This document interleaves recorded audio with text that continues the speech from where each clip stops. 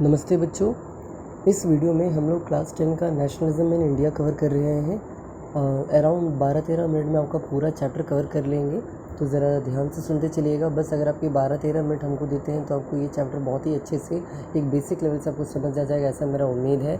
और ये चैप्टर आपको सीधा पढ़ना है। देखिए, यहाँ से पहला पढ़ने में उतना ज़्यादा कुछ खास है नहीं, आपको मेन टॉपिक यहीं से पढ़ना होगा। तो इसमें क्या क्या पढ़ना है जैसे देख पा रहे हैं। सबसे पहले तो फर्स्ट वर्ल्ड वार के बारे में, देन खिलाफत इशू के बारे में, and then non cooperation movement के बारे में। और इसमें भी क्या पढ़ना है, तो फर्स्ट वर्ल्ड वार नहीं पढ़ना, फर्स्ट वर्ल्ड वार का इम्पैक्ट पढ़ना है कि क्या क्या उसका असर पड़ा। तो आप यहाँ देख ही पा रहे हैं कि फोर्स्ड रिक्रूटमेंट होने लगा, क्रॉप फेलर होने लगा, फमाइन होने लगा, एक्यूट शॉर्टेज ऑफ फूड होने लगा, और इन्फ्लुएंजा नाम का महामारी फैल गया, प्राइसेस जो है प्रोडक्ट्स के डबल हो गए, ये सब हो गया, वो हो गया, ये सब लिखा गया था। ओके। और 1915 में गांधी जी जो है वो भारत वापस आते हैं 9 जनवरी को, ये सब बातें लिखा गया है। सत्याग्रह क्या होता है, सत्याग्रह का अलग अलग डेफिनेशन यहाँ पर दिया गया, तो आप यहाँ देख पा रहे हैं। और गांधी जी के लिए सत्याग्रह का मतलब क्या था यहाँ पर लिखा हुआ है, तो आप ये भी पढ़ पा रहे हो। ओके। इसके अलावा गांधी जी द्वारा 3 इम्पॉर्टेंट इवेंट किया गया था, मतलब सत्याग्रह किया गया था। वो 3 सत्याग्रह का नाम है जिसके आप यहाँ पढ़ पा रहे हैं। सबसे पहला चंपारण सत्याग्रह, देन उसके बाद खेड़ा सत्याग्रह, और उसके बाद आपका है Ahmedabad cotton mill strike. Okay. तीनों में डिफरेंस आपको पढ़ के जाना, और इसका आपको क्या पढ़ना है, इन तीनों का आपको ये रीज़न पढ़ के जाना है क्यों हुआ। जैसे कि अगर चंपारण पूछते, चंपारण क्यों हुआ, इंडिगो प्लांटेशन के खिलाफ हुआ था। खेड़ा क्यों हुआ था, against the land tax revenue system के खिलाफ। और अहमदाबाद कॉटन मिल स्ट्राइक क्यों हुआ था, एगेंस्ट द वेजेस है ना, कि बोनस बढ़ाओ बोलकर ये डिमांड किया गया था। नेक्स्ट पेज में आप यहाँ देख पा रहे हैं, नेक्स्ट टॉपिक है रॉलेट एक्ट क्या है। ओके। तो रॉलेट एक्ट जो है बेसिकली एक ऐसा काला कानून था जिसके तहत कोई भी पुलिस ऑफिसर जो है मतलब कोई भी ऑफिसर जो है किसी भी लीडर को 2 साल के लिए अरेस्ट कर लेगा, और बदले में उनको ना बेल मिलेगा ना कुछ मिलेगा। तो ये तरीका है। ओके। और यहाँ पर लिखा भी, it give the enormous power to repress political parties करके लिखा हुआ है, आप ये पढ़ लीजिएगा, यही रट लीजिएगा। ओके। नेक्स्ट है कि हाँ, किसने यहाँ पर मार्शल लॉ लागू किया था, कहाँ पर, अमृतसर नाम का जो शहर है, अमृतसर शहर में मार्शल लॉ क्या था, धारा 144, और उसका कमांड किसको दे दिया गया था, जनरल डायर को। और 13 अप्रैल को हुआ था जालियनवाला बाग मसाकर, जो कि बैसाखी का दिन था। और ये इंसिडेंट के बारे में आपको पढ़ना है। और इस इंसिडेंट के बाद इसमें आपको 2 चीज़ और पढ़ना है कि इस इंसिडेंट का इम्पैक्ट क्या पड़ा, किस किस पर, वहाँ के लोगों पर और वहाँ के सरकार पर। तो ये नेक्स्ट पैराग्राफ में इसका आंसर मिल जाएगा। जिसे देख पा रहे हैं यहाँ पर लिखा हुआ है कि स्ट्रीट में बहुत जगह क्लैशेस होने लगे, बिल्डिंग्स को तोड़ा गया, ये किया गया, वो किया गया। और यहाँ पर ब्रिटिशर्स द्वारा क्या क्या किया गया वो लिखा गया है। मतलब पहला जो अभी जो टिक मारे ये आपका पीपल्स इम्पैक्ट, और नीचे वाला जो बड़ा टिक है वो है गवर्नमेंट का इम्पैक्ट, गवर्नमेंट ने कैसे इसको दबोचा या मतलब उसको रोका। देन यहाँ पर आपको पढ़ना है, फर्स्ट वर्ल्ड वार के दौरान ओटोमन एम्पायर को हराकर खिलाफत इशू स्टार्ट किया गया था, किसके द्वारा, इंडिया में, मोहम्मद अली और शौकत अली के बारे में आपने पढ़ा होगा। नॉन कॉपरेशन मूवमेंट में हिंद स्वराज नाम का किताब कब लिखा गया, और इसी किताब में गांधी जी ने क्या बोला था, गांधी जी का बुक था ये, और इसमें गांधी जी ने क्या बोला था कि अगर हम लोग उनका कॉपरेशन करना छोड़ दें तो 1 साल के अंदर अंदर जो है ब्रिटिश यहाँ से खुद ब खुद चला जाएगा। ओके। बाइकआउट वर्ड जो है इसका मीनिंग आपको पढ़ के जाना है कि बाइकआउट का मतलब क्या होता है, जो भी है। और इसके बाद अगर आप यहाँ देखते हैं तो यहाँ 2 सेक्शन आपको पढ़ना है, कांग्रेस सेक्शन, एक है नागपुर कांग्रेस सेक्शन दिसंबर में, और एक है कलकत्ता कांग्रेस सेक्शन सितंबर में। कलकत्ता कांग्रेस सेक्शन में बोला गया था कि नॉन कॉपरेशन मूवमेंट करना है, मतलब इस सेक्शन में बोला गया था drafting of 1920 non cooperation movement resolution, जबकि नागपुर सेक्शन में बोला गया था दिसंबर वाले में कि हाँ adopted the non cooperation movement. तो दोनों में क्या है, बस आपको फ़र्क पड़ना है, एक में रेजोल्यूशन पास किया गया था और एक में रेजोल्यूशन अडॉप्ट किया गया था। उसके बाद आप यहाँ पर देख पा रहे हो कि इस मूवमेंट का असर क्या पड़ा शहरों में, गाँव में, और अलग अलग जहाँ पर इसका असर क्या पड़ा वो है ये टॉपिक। जैसे यहाँ पर आप टाउन्स के बारे में पढ़ रहे हो, लेकिन एक ऐसा पार्टी भी था जो सपोर्ट नहीं किया, उसका नाम था जस्टिस पार्टी, और ये किनकी पार्टी, नॉन ब्राह्मण्स की पार्टी है, साउथ इंडिया तमिलनाडु की पार्टी। ओके।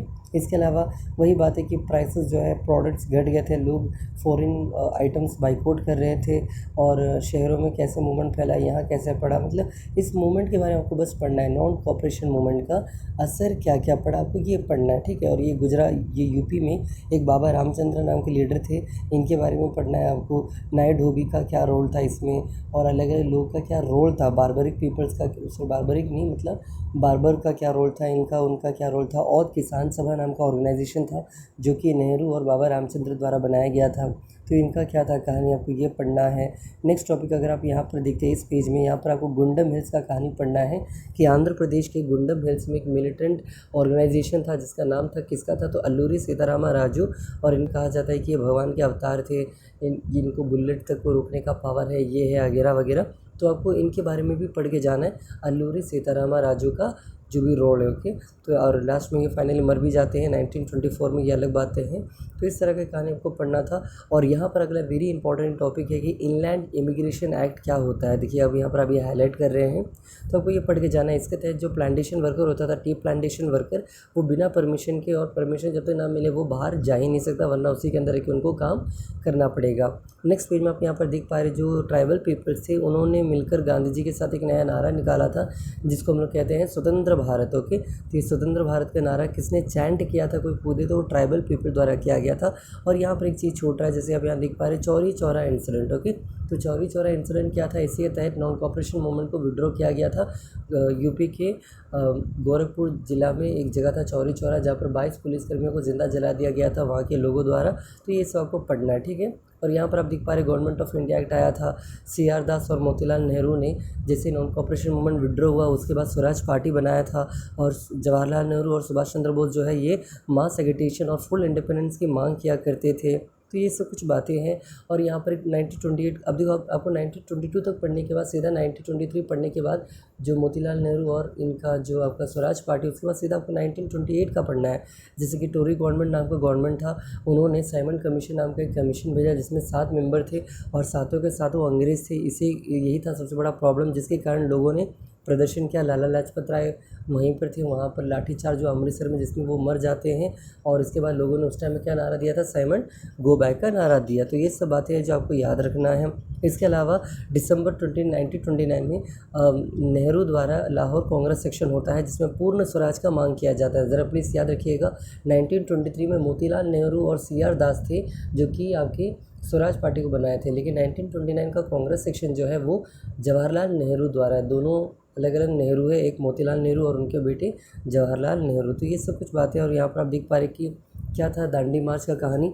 तो यहाँ पर गांधी जी का 11 डिमांड था, अगर वो 11 डिमांड को पूरा कर देते तो गांधी जी जो है ये दांडी मार्च नहीं करते। बट उस टाइम के जो वाइसरॉय थे जिनका नाम था लॉर्ड इरविन, उन्होंने इस बातों को इग्नोर कर दिया।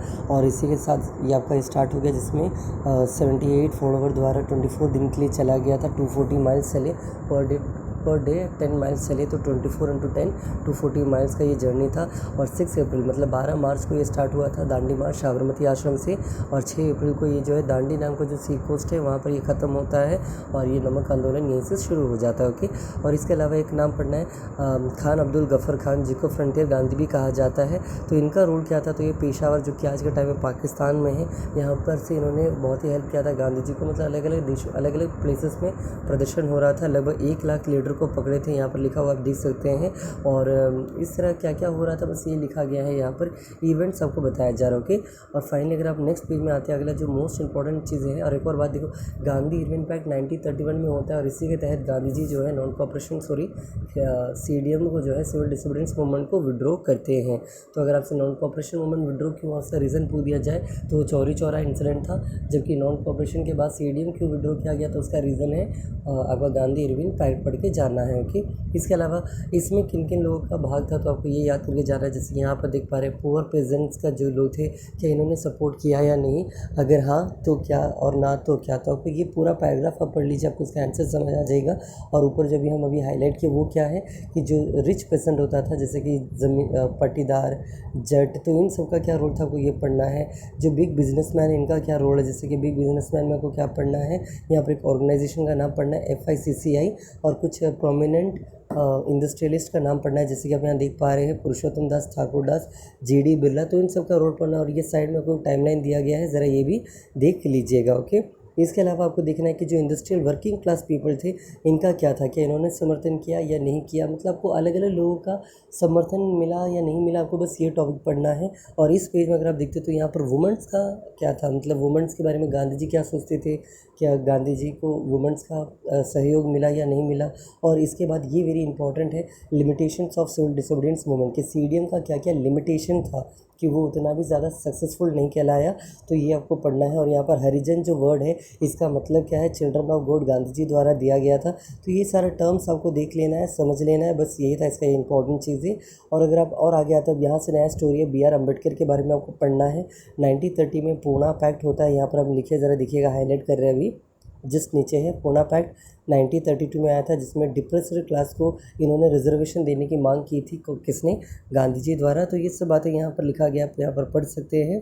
तो ये याद रखिएगा, वेरी इंपॉर्टेंट है। इसी में सेपरेट अलॉटेड का डिमांड किया गया था। इसके अलावा यहाँ पर आप पढ़ पा रहे जो अगला मोस्ट इंपॉर्टेंट है, नेक्स्ट अगर देखिएगा, ये सब स्टोरी टाइप ही है। हाँ, इस पेज में एक चीज़ आपको पढ़ने लायक है, जैसे यहाँ देखिएगा, ऑल पार्टी कॉन्फ्रेंस हुआ था 1928 में, जिसको हम कहते हैं एम.आर. जयकर हिंदू महासभा के लीडर थे, इन्होंने इसका विरोध किया था। तो क्या क्या स्टोरीज है, मतलब पूरा स्टोरीज है। अब स्टोरी टाइप पढ़िएगा तो आपको काम आएगा, ये समझ आएगा। ओके, नेक्स्ट पेज में अगर आते हैं तो ये देखिए, ये आपको पूरा टॉपिक कवर हो चुका है ऑलमोस्ट आपका बुक का। ये लास्ट का टॉपिक है, सेंस ऑफ कलेक्टिव बिलोंगिंग, जिसमें आपको बाल गंगाधर तिलक का एक फ़ोटो दिया गया है। इनका ही डिमांड था, स्वराज मेरा जन्म सिद्ध अधिकार है और इसे हम लेकर ही रहेंगे। ओके, इसमें आपको मेनली जो पढ़ना है वो भारत माता का पिक्चर के बारे में पढ़ना है कि पहली बार भारत माता का तस्वीर किसने बनाया, बंकिम चंद्र चटर्जी या चट्टोपाध्याय द्वारा बनाया गया, जो कि वंदे मातरम का तस्वीर, वंदे मातरम इन्होंने लिखा भी था। और ये आनंदमंत नाम का जो एक नावल था, उस नावल में इन्होंने इसके बारे में लिखा था, और इसी इन्होंने ही पहला तस्वीर भी बनाया था। तो ये सब इनके बारे में आप पढ़ लीजिएगा। और ये तस्वीर क्या चीज़ को रिप्रेजेंट करता है, आपको ये पढ़ना है। तो ये जो है बेसिकली नेशनलिज्म को प्रमोट करता है। और यहाँ पर इसका ये बोला गया है कि फिगर कैसा कैसा है, तो देखो, फिगर इज़ काम, she is aesthetic, she is spiritual, she is divine, she is composed. तो आपको ये तस्वीर के बारे में आपको अच्छे से याद करके जाना पड़ेगा। ओके, इसके अलावा और भी आप देख पा रहे हैं, यहाँ पर नेहरू का भी एक तस्वीर दिया गया है।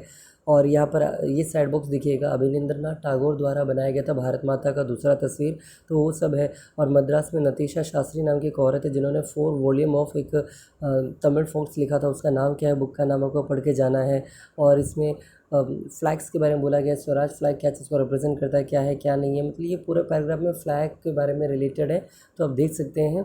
और ये कंक्लूशन है चैप्टर का, तो ये उतना इंपॉर्टेंट है नहीं, लेकिन हाँ, कंक्लूशन के बाद आपको एक चीज़ है, that is called quit India movement, तो आपको ये भी देख लेना है। इसी में 1942 को हुआ था, जिसमें गांधी जी ने कौन सा नारा दिया, डू और डाई का नारा दिया। और ये बताते हुए आपको ये चैप्टर यहाँ पर कंप्लीट हो जाता है। तो इस तरह से आपको समझ आया होगा। और देखिए, हमने भी इसको वॉइस ओवर किया, क्योंकि बहुत ही दिक्कत हुआ था, इसलिए हम अलग से वॉइस बना के इसके ऊपर डाल रहे हैं। अगर आपको वीडियो अच्छा लगा हो तो प्लीज़ सब्सक्राइब